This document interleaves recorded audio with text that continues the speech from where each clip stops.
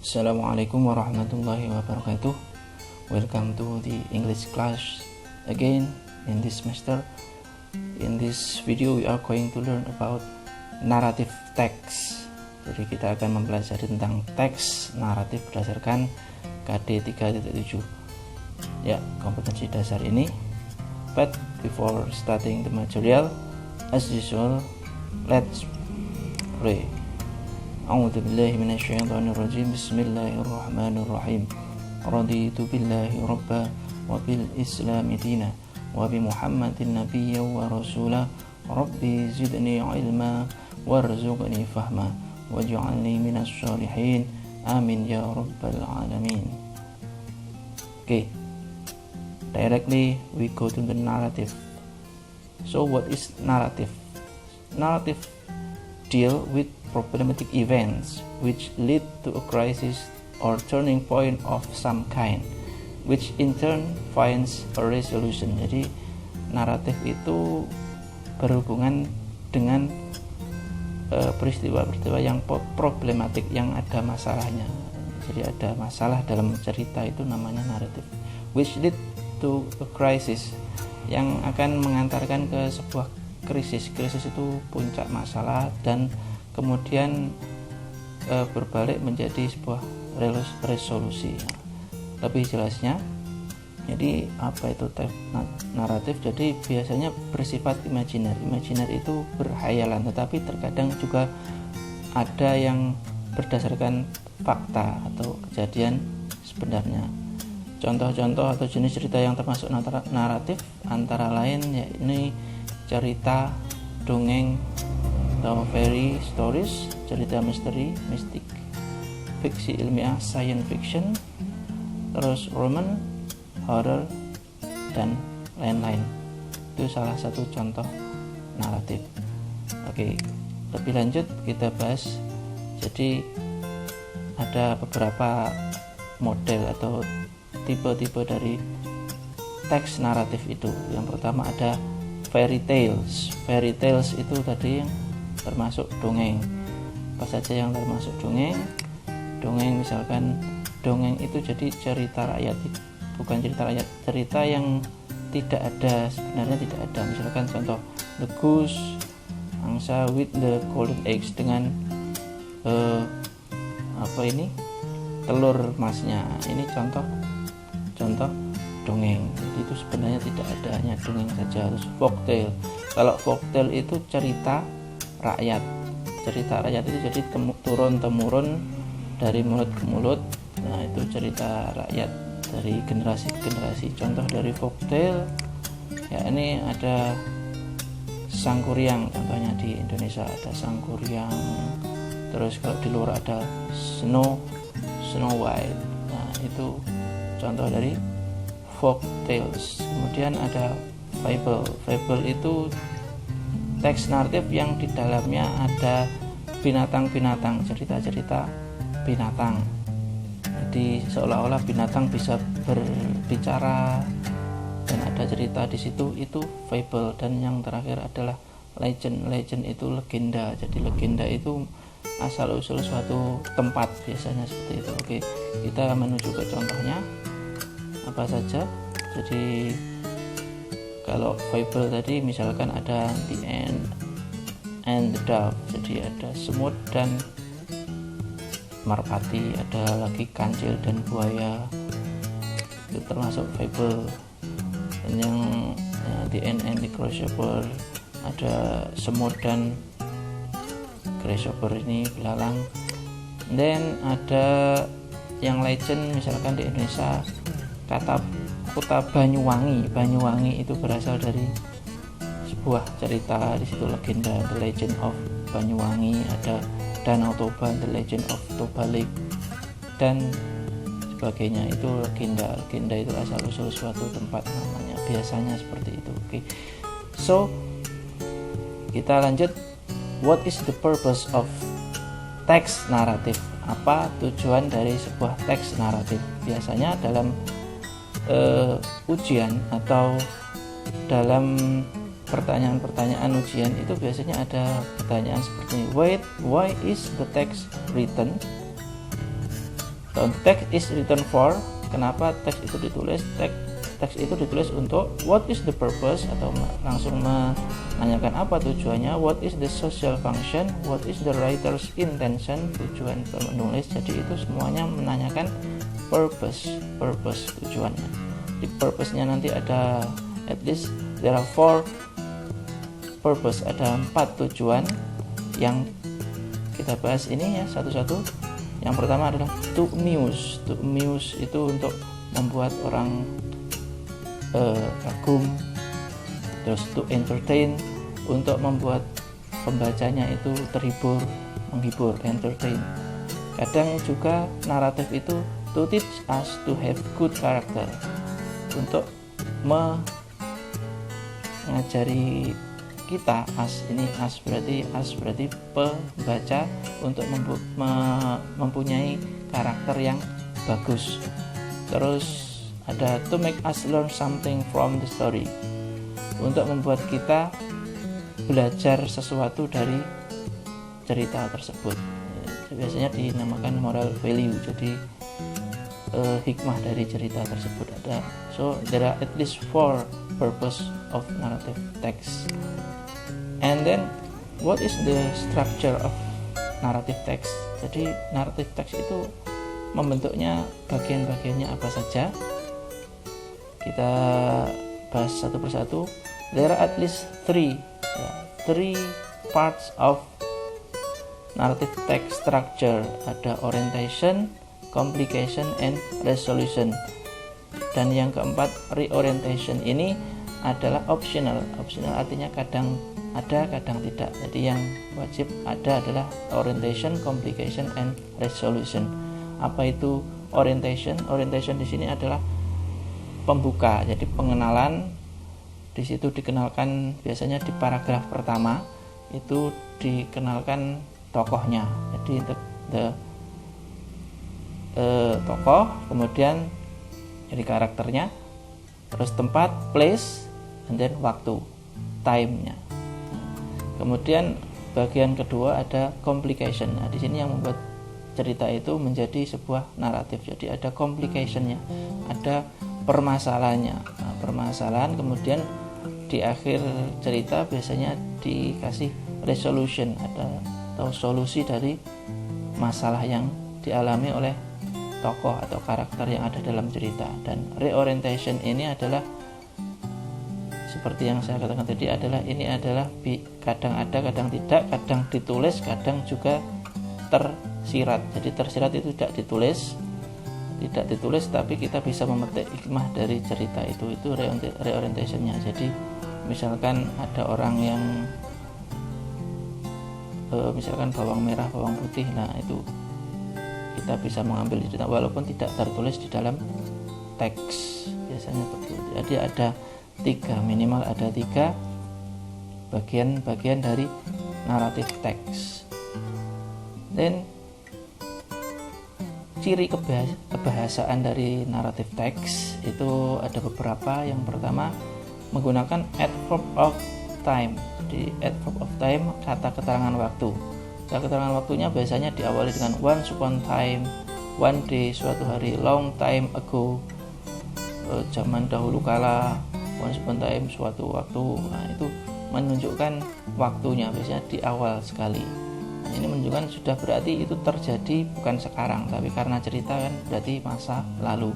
Maka dari itu semua unsur bahasa dalam naratif teks itu menggunakan tensesnya past tense, jadi bentuk lampau. Contohnya, he lived in the jungle. Jadi live dari kata live tanpa d, ia hidupnya tambah d, ini bentuk kedua, lived, past tense. She saw a big house. Dia melihat, dari see, dari saw, itu bentuk kedua, jadi past tense juga, big house, dia melihat sebuah rumah. Ini contoh. Jadi ada keterangan waktu, ada past tense, bentuk lampau, dan ada spesifik karakter yang ada di dalam situ. Misalkan di karakter itu ada Aladdin, ada Snow White, ada Sang Kuryang, ada Kancil, Mouse Deer, and so on, dan seterusnya. Terus biasanya juga ada direct speech di dalam cerita tersebut. Apa itu direct speech? Direct speech itu kalimat langsung, biasanya ditandai dengan tanda petik. Jadi seolah-olah di situ itu untuk menghidupkan sebuah cerita, jadi ada celetukan atau kata-kata yang ditulis secara langsung, misalkan why are you crying my friend, ini contoh. Jadi pokoknya ada tanda petik begini, itu berarti direct speech, jadi kata langsung yang ditulis di dalam cerita. Terus ada time conjunction. Time conjunction itu adalah kata penghubung waktu. Ada then, kemudian after that, finally, akhirnya, nah, when, ketika, and so on. And then ada action verb. Jadi action verb itu apa? Action verb itu kata kerja yang beraksi, misalkan killed, membunuh, cried, cried itu menangis, saw, melihat. Ini semuanya bentuk kedua. Ingat, ini bentuk kedua action verbnya biasanya karena menggunakan past tense. Nah, itu ciri kebahasaan dari teks naratif.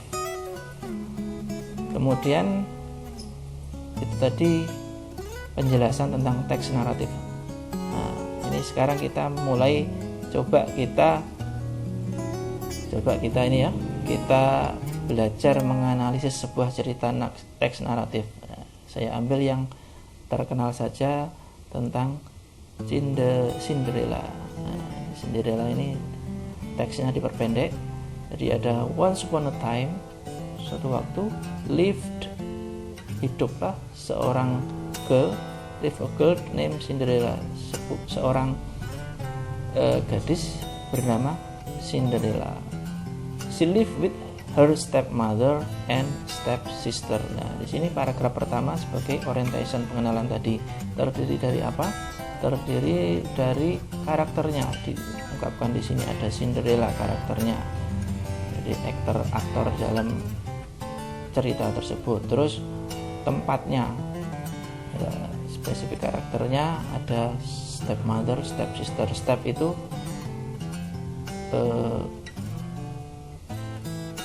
tiri, jadi ibu tiri. Jadi she lived with her stepmother, dia hidup dengan ibu tirinya dan saudara perempuan tirinya. Jadi di sini dikenalkan adalah tokoh, karakternya yang terlibat, kemudian waktunya, ini once upon a time, menggunakan waktu, terus place, tempatnya di mana. Nah, tempatnya di sini kebetulan tidak ada, tapi biasanya ada. Ini kebetulan dalam cerita ini tidak disebutkan, tetapi ada berarti waktu, terus karakter, tempat. Kemudian kita menuju ke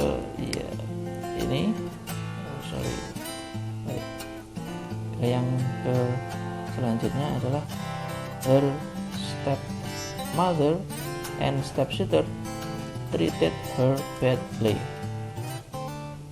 Ibu tirinya dan saudara perempuannya treated her badly, memperlakukan dia dengan sangat buruk. Nah, ini menunjukkan past tense dari treat, memperlakukan, treated.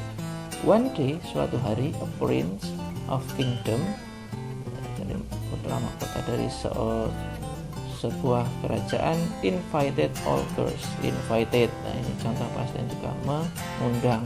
Dari kata invite, mengundang seluruh cewek ke kerajaan. Cinderella wanted to go there. Cinderella ingin, wanted dari kata want, ini juga bentuk kedua past tense, to go there, ke sana. But she did not have beautiful dress, tetapi dia tidak punya gaun yang bagus. Nah, akhirnya dia oh God, mengeluh kepada Tuhan, berdoa, oh God, I don't have dress, saya tidak punya gaun yang bagus. Ini contoh direct speech-nya. Jadi di sini complication. Jadi Cinderella di sini pengen menghadiri tetapi tidak diajak oleh saudara dan ibunya, ditinggal. Ini yang cerita panjangnya ya. Jadi komplikasinya di situ. Dia akhirnya berdoa kepada Tuhan. Akhirnya di sini resolusinya ada di paragraf terakhir. A fairy godmother helped her. Di ibu peri membantu dia. Help, action verbnya ada help, invited, read, yang berupa past tense bentuk kedua semua. She changed her dress to a beautiful one. Jadi she di sini adalah fairy godmother. Dia peri, ibu peri, change, merubah bajunya menjadi baju yang sangat bagus, beautiful one. Then kemudian, nah ini contoh time conjunction. Kemudian Cinderella came dari kata come, datang, to the ball, then the prince fell in love with her. Nah, malah ternyata yang jatuh cinta kepada putra mahkotanya itu, yang jatuh cintanya malah kepada ke Cinderella. They got married and lived happily ever after. Mereka akhirnya got married, dan ini resolution. Jadi kita coba menganalisa ada orientation, complication, resolution. Nah di sini contoh adalah yang reorientationnya tidak ditulis. Jadi moral value-nya pembaca harus mencari sendiri, tersirat, tidak tertulis, apa yang bisa dipelajari dari cerita tersebut gitu. Contohnya dari yang bisa dipelajari dari cerita Cinderella adalah dia kan diperlakukan jelek oleh ibu tirinya dan saudara perempuannya, tetapi dia sabar, akhirnya dia berdoa kepada Tuhan. Nah, akhirnya ada seorang peri yang menolongnya. Itulah bisa jadi insya Allah orang baik biasanya mendapat pertolongan dari Tuhan. Itu salah satu cara menarik kesimpulan atau moral value dari sebuah hikmah dari sebuah cerita. Ini hanya satu contoh saja. Nanti kita coba membuat analisis yang lain dalam pembelajaran selanjutnya. Oke, ini hanya contoh. I think that's all. Jadi saya ulangi lagi, ada orientation, complication, resolution. Language feature-nya past tense, ada adverb of time, kata keterangan waktunya, past tense itu bentuk kedua, ada karakter, ada direct speech-nya, ada kata-kata langsungnya, dan action verb, dan time conjunction menghubung waktu. Okay, I think that's all the discussion and the explanation about narrative text. Before ending our session, let's pray. Bismillahirrahmanirrahim. Allahumma inni astaudi'uka ma 'allamtani fardudu ilayya 'inda hajati wa la tansanihi ya rabbal alamin. Okay, see you in the next video, in the next meeting. Assalamualaikum warahmatullahi wabarakatuh.